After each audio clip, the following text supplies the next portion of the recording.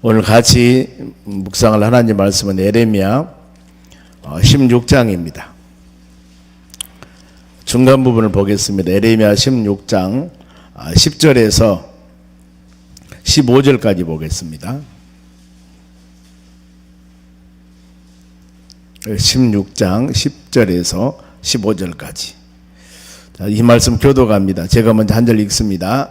너희가 이 모든 말로 백성에게 말할 때 그들이 너희에게 묻기를 여호와께서 우리에게 이 모든 큰 재앙을 선포하시면 어찌 됨이며 우리의 죄악은 무엇이며 우리가 우리 하나님 여호와께 범한 죄는 무엇이냐 하거든.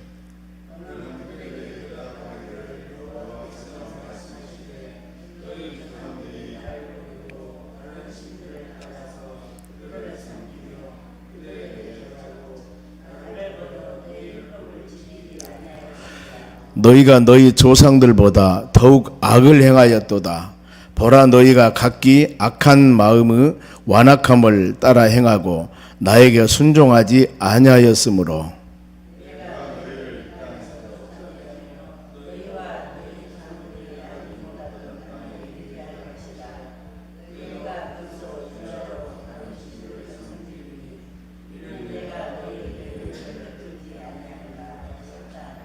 여호와의 말씀이니라.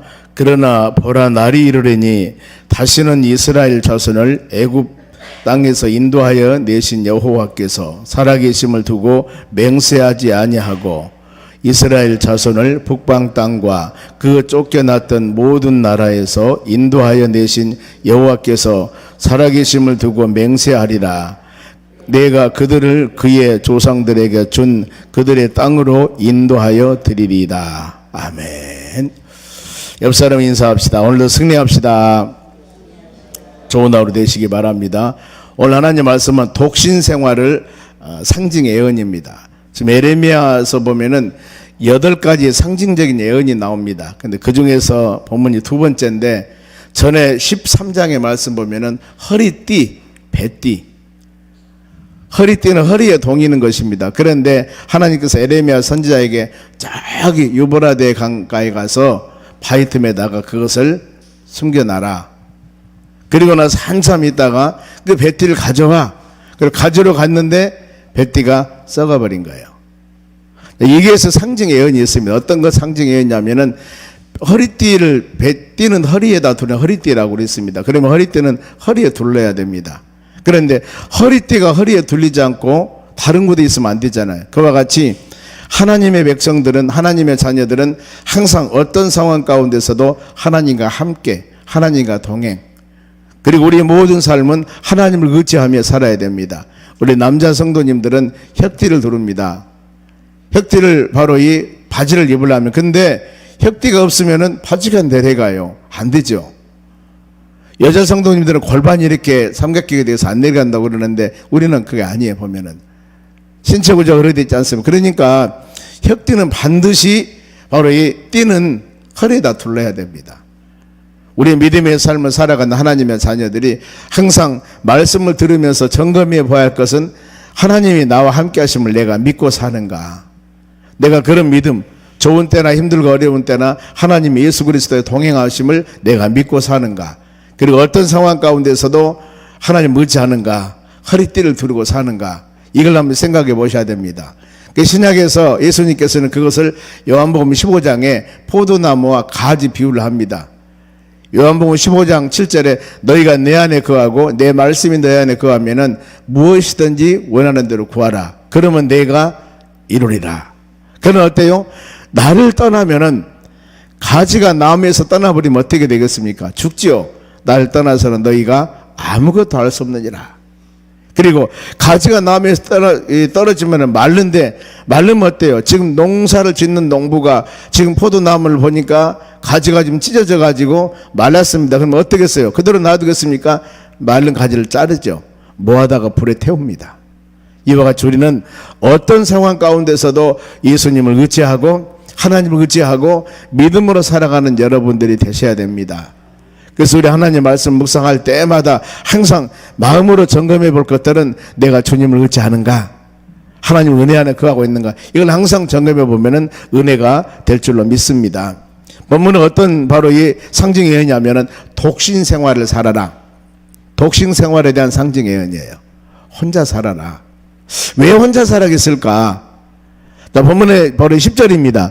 내가 이 모든 말로 백성에게 말할 때, 지금 이 모든 말로 백성에게 말할 때는 앞에 1절에서 9절까지 쭉 지금 하나님께서 에레미야 선지자를 통해서 말씀을 주셨습니다.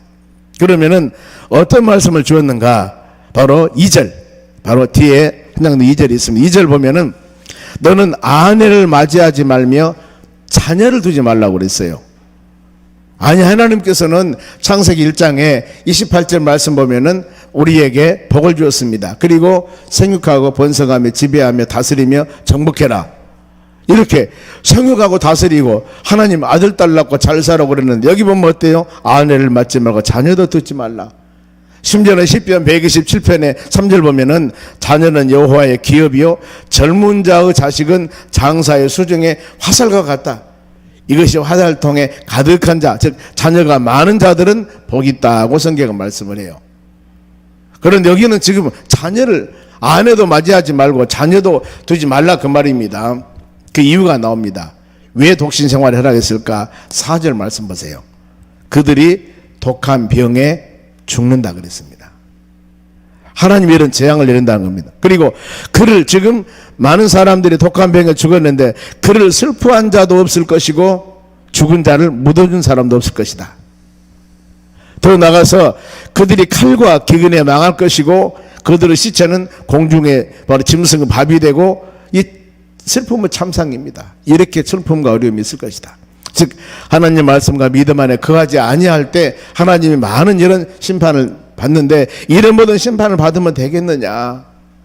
그러니 바로 이렇게 말씀을 하고 있습니다. 그러면서 계속 하나님께서는 권면해요. 5절 말씀 보면은 초상집에 들어가지 말라. 성경은 이렇게 힘들고 어려운 자를 고아나 과부를 돌보라고 그랬습니다. 여기 뭐라고 말씀해? 초상집에 들어가지 말라. 그리고 그들을 애국하지도 말라. 가정에 사람이 죽고 힘들고 어려웠을 때 같이 슬퍼하고 같이 이뤄야 되는데 그러지 말라 그 말이에요.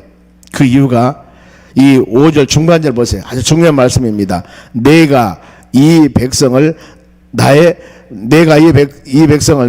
사랑을 빼앗습니다. 그리고 인자와 사랑을 제했다. 하나님께서 그 백성들에게 하나님의 사랑을 뺏어버렸습니다. 내가 사랑을 그들에게 안 준다. 그리고 인자와 사랑을 항상 그들에게 베풀어줬는데 인자와 사랑을 내가 제해버렸다. 하나님이 그래요. 즉 말씀과 믿음 안에 그동안 돌아오라고 수없이 말씀을 했는데 안 돌아오니까 하나님의 사랑과 하나님의 긍휼과 하나님의 자비를 하나님께서 제시켜버린 겁니다. 그러면서 뭐라고 해요? 여호와의 말이니라. 에레미야에서의 특징이 그겁니다. 여호와께서 말씀하시니라. 여호와 말이니라. 이 단어가 계속 나옵니다.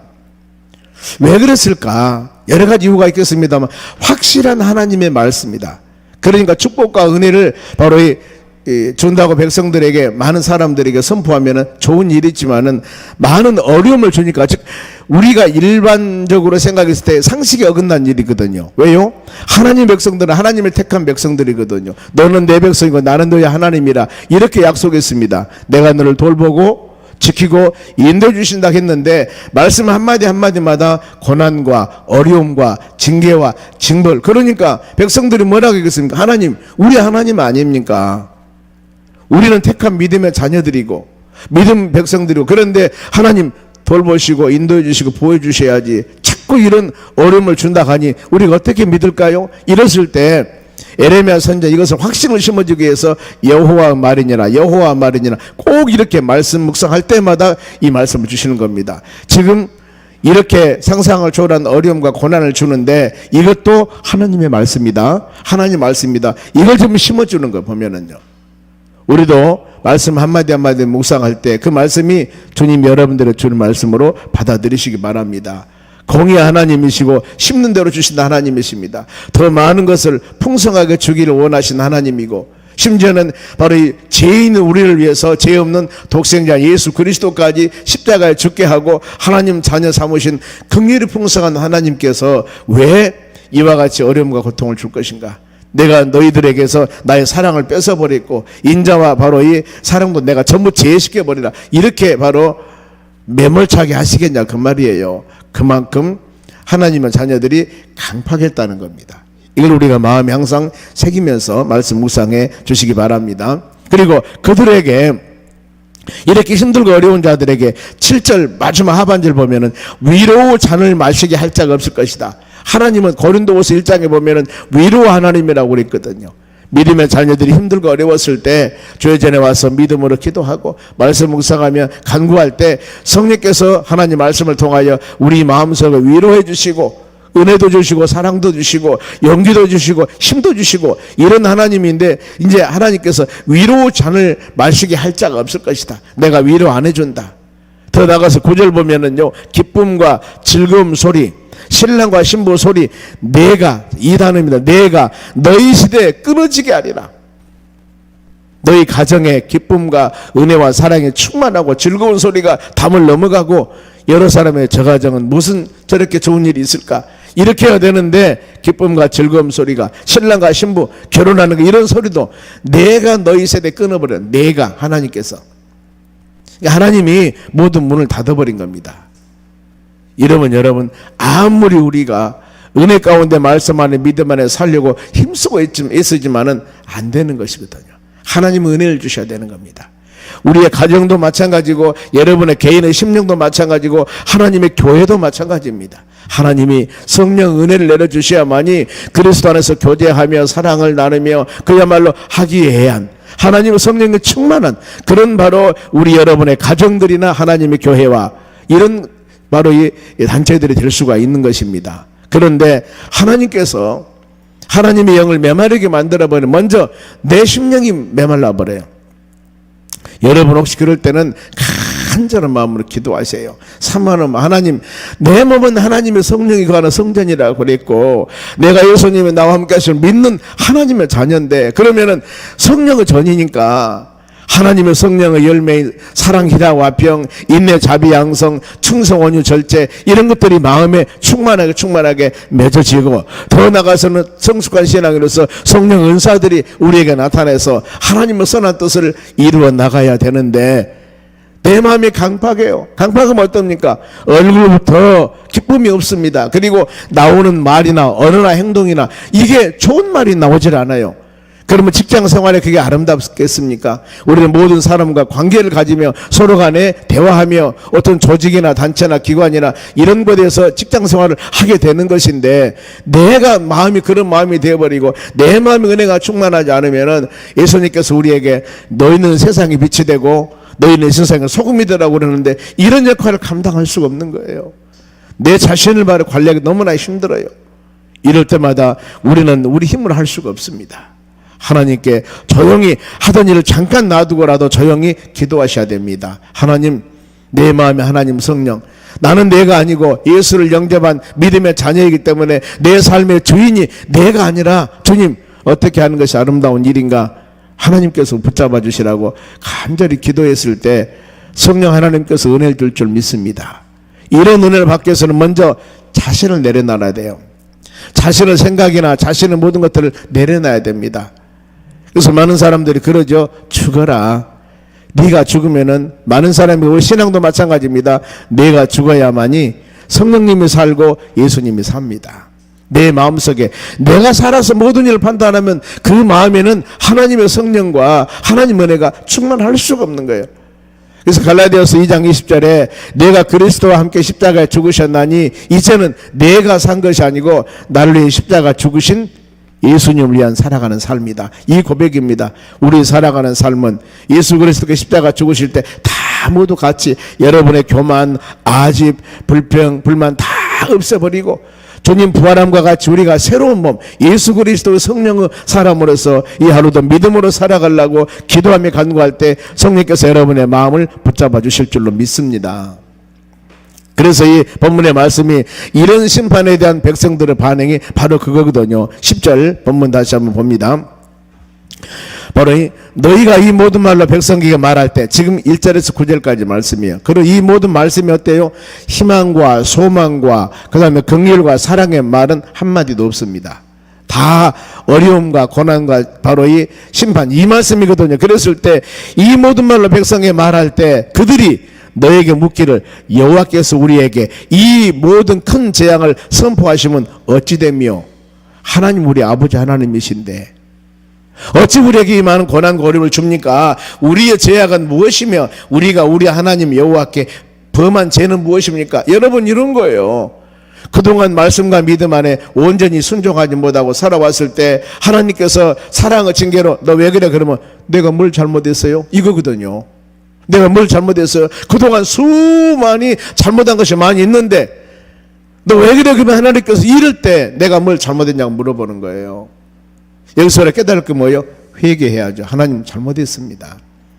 말씀과 믿음 안에 살아가야 되는데 그러지 못했습니다. 이 고백이 나와져야 되는데 그게 아니라 그 말입니다. 보면은 그랬을 때 하나님께서 바로 말씀을 주십니다. 자, 11절 말씀 같이 한 목소리 읽겠습니다. 시작. 너는 그들에게 대답하기를, 지금 예레미야 선지자에게 말합니다. 여호와께서 말씀하시되 너희 조상들의 첫째 나를 버리고 다른 신을 따라서 그들을 섬기고 절했다. 두 번째, 나를 버려 내 율법을 지키지 아니하였습니다. 첫째가 뭐예요? 우상 섬김. 하나님 버리고 다른 거 섬겼다. 두 번째, 지키라고 주신 하나님의 말씀, 이 말씀을 바로 지키지 않았다, 그 말입니다. 우상 숭배, 말씀 준행하지 않으면 딱 두 가지예요. 지금 여러분 우리가 쭉 예레미야서나 이사야서 말씀 묵상을 해옵니다마는 계속 그거잖아. 보면은요, 우상을 섬기는 거예요. 하나님이 가장 원하는 것은 제 출애굽기 20장의 10계명, 이제 처음으로 말씀으로 된, 성문으로 된 하나님 말씀을 주시면서 10가지 중에 1번, 2번째가 뭐예요? 나 외에는 다른 신을 너에게 섬기게 할지 말지니라. 우리 마음속에 다른 신을 두지면 안 돼요, 하나님. 그리고 그 어떤 형상이든가 만들거나 섬기거나 절하지 말라고 그랬습니다. 하늘이나 땅이나 물속 어느 곳에나. 이것이 하나님께서 우리에게, 하나님 자녀들에게, 사람에게, 인간에게 부탁한 제일 먼저 1, 2절 말씀이 그거예요. 나만 섬기고 살아라. 그러면은 모든 일이 아름답게 이루어질 것이다. 하나님은 전능하신 분이고 나는 너희 아버지 됨이라. 이거거든요. 그 소리는 하나님 말씀 묵상하면서 우리가 그렇게 사는가 항상 생각해 보셔야 됩니다. 지금 이렇게 하나님께서 너 이거 잘못해서 그랬는데도 우리가 뭘 잘못했습니까? 이걸 지금 물어보잖아, 보면은요. 그러면은 너 이거 잘못했다고 말씀을 주셨습니다. 그랬을 때 또 더 한 가지 12절 또 더 나옵니다. 악을 행하고 나에게 순종하지 않았다. 여기까지만. 악을 행하고 나에게 순종하지 않았다. 이 말씀은 바른 신앙은, 우리 하나님 말씀이 신앙의 척도입니다. 그리고 순종해야 돼요. 순종. 하나님께서는 우리에게 수많은 말씀을 주십니다. 그럼 우리는 어때야 돼요? 그 말씀을 듣고 단 한 가지 딱 순종하는 겁니다. 다른 게 없습니다. 왜 나에게 이런 말씀을 주십니까? 왜 나에게 이런 사명을 줍니까? 우리는 말할 수 없는 겁니다. 그것을 바로 토기장이와 흙을 비유한 거예요. 토기장이와 흙. 흙은 어때? 진흙을 이겨가지고 토기장이가 그릇을 만듭니다. 크게 만들기도 하고 적게 만들기도 하고, 목을 길게 만들기도 하고, 손잡이를 있게 만들기도 하고, 없게 만들기도 하고. 즉 토기를, 그릇을 만드는 것은 토기장이 마음대로 만든 것을 흙으로 만들 때, 토기장이 마음이에요. 그런데 하나님, 왜 날 이렇게 빚으셨습니까? 왜 날 이렇게 만들었습니까? 하나님이 한 겁니다. 남자로 만들든 여자로 만들든 이쁘게 만들든 좀 더럽게 만들든 건강하게 만들고 연약하게 만들든 다 하나님의 작품들이라니까요. 다 의미와 뜻이 있는 겁니다. 왜 이렇게 해요? 깊이 깊이 기도해 보세요. 반드시 그 우리를 피조물을 만드신 하나님의 선하고 온전한 뜻은 다 있습니다.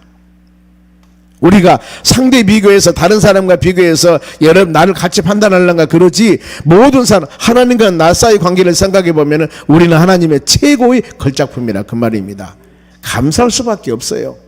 감사할 수밖에. 이걸 우리가 마음으로 깊이 생각하셔야 됩니다. 그러면은 그 결과, 자, 불순종했습니다. 세 가지 사항이 나왔었죠. 보면은 말씀, 이 우상을 섬겼고 하나님 말씀을 지키지 않았고 순종하지 않았고, 이건데 이 결과가 어떻게 되는가 보세요. 13절 보세요. 내가 너희를 이 땅에서 쫓아내요. 너희와 너희 조상들을 알지 못하던 땅에 이르게 할 것이다. 다른 나라를 포로로 잡혀갈 것이다, 그 말이에요. 이것이 바로 바벨론 포로 잡혀간다는 예언입니다. 그리고 너희가 거기서 주야로 다른 신들을 섬기리니 이는 내가 너희에게 은혜를 베풀지 아니함이라 하셨다 하라. 보세요. 하나님께서 은혜를 우리가 주지 않는다면 그렇게 되는 겁니다. 하나님 은혜를 베풀어 주십시오. 은혜를 베풀어 주십시오. 사랑을 베풀어 주십시오. 그런데 하나님께서 우리 마음속에 사랑을 메말리게 하든가 은혜를 주지 않으면 비가 내려야만이 땅에 물이 적시게 되죠. 비를 안 내려주면 어떻게 되겠습니까? 땅은 메마를 수밖에 없습니다. 하나님께서 여러분들에게 마음에 은혜의 단비를 수시로 내려주셔야만이 우리는 그 은혜의 단비를 먹고 믿음으로 살아가는 겁니다. 그런데 단비를 안 내려주니 갈증이 걸려서 입은 쩍쩍 벌리고 있는데 죽겠다고 살겠다고 하는데 물을 내려주셔야지, 비를 내려주셔야지. 비는 누가 내려요? 하나님이 내려주신 거예요. 여러분 마음에 갈급하십니까? 사모하는 것들이 있습니까? 간절한 마음으로 기도하셔야 됩니다. 하나님은 긍휼이 풍성하시고 하나님 우리 아버지십니다. 모든 것의 원인은 우리에게 있지 하나님께 있는 것은 아니라 그 말입니다. 그러면서 이것도 많은 바벨론 포로로 잡혀가는데 이방 포로로 잡혀가는데 이것도 하나님의 사랑이다. 거기서 70년 동안 연단하고 난 후에 다시 돌아오는데 자 15절 하반절 말씀 보면은 하반절이면 그가 그들의 조상들에게 준 그들의 땅으로 인도하여 드리리라. 15절 상반절에 보면은 이스라엘 자손이 북방 땅과 그 쫓겨갔던 그 모든 나라를 인도하여 내신 여호와 하나님께서 살아계심을 두고 맹세하는데 바벨론 포로 가서 남은 나라에 70년 포로 생활하지만은 다시 돌아온다. 지금 이 땅으로 돌아와서 너희들은 하나님을 섬길 것이다. 이 약속의 말씀입니다. 그러면서 다른 나라에 잡혀갈 때 순수하지는 않죠. 보면은 16절 보면은요 얼마나 많은 어려움인가 보세요. 여호와 말씀이니라 보라 내가 많은 어부를 불러다가 그들을 낫게 할 것이고 그리고 많은 포수를 불러다가 그들을 그 모든 산과 모든 언덕과 바위 틈에 사냥하게 할 것이다. 어부들이 낚시해 볼 것이고 포수들이 와서 사냥하게 될 것이다. 이것은 뭐예요? 할 수 없는 어려운 고난과 역경을 당한다 그 말이에요. 바벨론 포로로 잡혀가서 70년 동안 어려움 당하죠. 그러면 바벨론 포로의 당함도 이유가 있습니다. 17절 중반절 보면은 그들의 제약이 내 목전에서 숨겨지지 못함이라.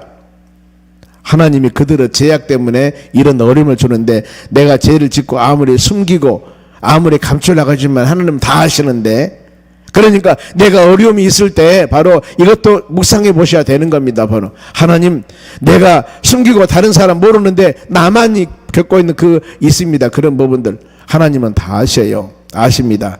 그러면서 하나님은 그들의 죄값을 갚는다. 어떻게? 갑절로 갚는다. 그럼 어떤 죄입니까? 어떤 죄요? 18절 이 말씀 같이 읽어보게요. 시작. 내가 우선 그들의 악과 죄를 배나 갚을 것은 그들이 그 미운 물건을 시체로 내 땅에 더럽히면 첫째, 두 번째 그들이 가정한 것으로 내 기업이 되게 하여매라. 여기 두 가지 죄가 나옵니다. 그들은 미운 물건을 시체로 내 땅을 더럽혔다. 미운 물건의 시체. 이것은 우상 숭배를 말합니다. 우상 숭배로 하나님의 성전이 어려움을 당하였고 그리고 가정한 것으로 내 기업을 삼겠다. 가정한 것이면 이것도 우상 숭배예요. 내 백성들과 하나님의 성전이 우상 숭배하는 것들로 다 지금 가득 차 있습니다. 이것이 하나님의 그들에게 준 귀한 책망입니다. 교육입니다. 우리의 삶 가운데 여러분 그걸 생각해 보셔야 돼요. 항상 마음속으로 하나님 내가 하나님을 섬긴다 하면서도 입술로만 섬기는가 아니면은 진실로 마음으로 섬기는가. 내가 믿음생활 해 나가면서 진정으로 하나님을 의지하며 예배 드릴 때나 헌신할 때나 하나님을 경배하고 찬양하는 그 마음으로 하는가 아니면 그 마음이 아닌가. 이것도 역시 정리해보면 하나님께서는 그 마음은 압니다. 그러면서 예레미야가 마지막으로 기도하거든요. 어떤 기도? 모든 열방의 주를 섬기게 하소서 그 말입니다. 모든 열방이 하나님의 바로 선택한 믿음의 자녀들 뿐만 아니라 19절 중반절에 그 말씀이 나옵니다. 19절 읽을까요? 여호와 나의 하나님 나의 요새 환난 날의 피난처여 여기입니다. 민족 열방이 땅 끝에서 주께 이르러 말하기를 민족 열방이 많은 사람이 주님께 돌아옵니다. 우리 조상들이 계승한 바는 허망하고 거짓되고 무익한 것뿐이었습니다. 그동안에 내가 섬기는 거 믿지 않는 사람 바로 이 조상들이 섬긴 것은 우상이었습니다. 그러면은 우리 조상들이 우상을 섬겼습니다. 헛된 것을 섬겼습니다. 허망한 것을 섬겼습니다. 이제 우리는 주께 돌아와서 하나님을 섬기겠습니다. 그 지금 의미입니다. 이렇게 될 수 있도록 해달라고 기도하는 거예요. 그러면서 이런 기도, 열방의 주께 돌아왔을 때 하나님과의 열방 많은 사람의 관계는 어떤 관계였을까? 그리고 이방인을 구원해 줬을 때 거기에 하나님 나타나는 영광입니다. 21절 마지막에 보면은 여호와께서 이르시되 보라 이번에 그들에게 내 손과 내 능력을 알게 하소서. 즉 모든 성경 말씀은 그럽니다. 하나님이 기사와 이적과 하나님의 능력을 기록해 놨는데 그것이 바로 하나님은 하나님입니다. 하나님은 대단하신 분입니다. 하나님은 이러신 분입니다.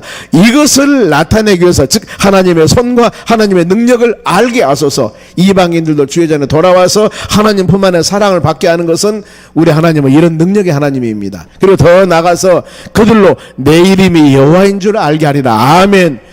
가장 중요한 그거예요. 우리가 모든 삶을 주관하고 인도하신 분이 여호와 하나님입니다. 여호와 그 말은 말씀대로 이루신 하나님, 약속 이루신 하나님입니다. 전능하신 하나님 이 뜻입니다. 약속을 이루신 하나님, 전능하신 하나님은 하나님 말씀을 주었을 때 너희들이 이대로 말씀대로만 살아가봐. 그러면 그 말씀대로 약속대로 이루신 분이 우리 여호와 하나님이다. 그거거든요. 하루하루 살아가면서도 우리는 하나님의 능력을 대단함, 전능하심, 하나님의 주권 갖고 계신 이걸 믿어야 되고 여호와 하나님이십니다. 우리 성경 말씀대로 이루어 나가신 하나님이세요. 이걸 마음으로 깊이 생각하시면서 이 하루도 믿음으로 승리해 나가는 하루가 되시기를 주의 이름으로 축원합니다.